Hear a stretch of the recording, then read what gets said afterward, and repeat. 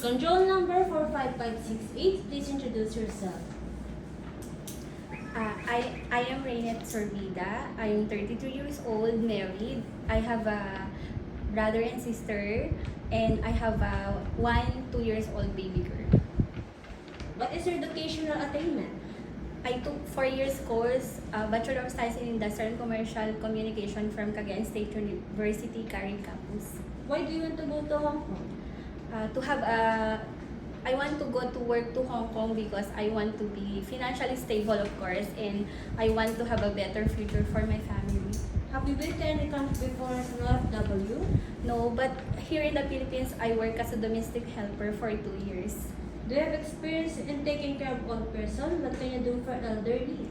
Yes, I can change diapers, take vital signs, give medicines. Do you have experience in taking care of newborn babies and children? What can you do for babies? Yes, give a bath,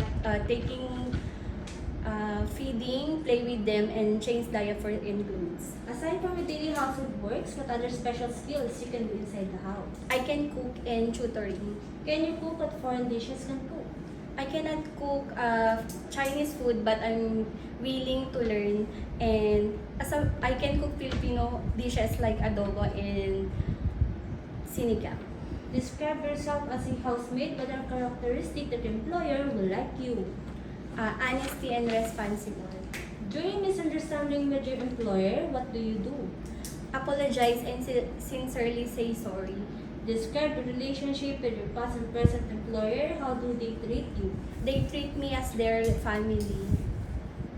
Message for your future employer in Hong Kong. Dear Mom and Sir, I promise that I will serve your family with respect and dedication, and I promise that I will finish my 2 years contract more than. Thank you.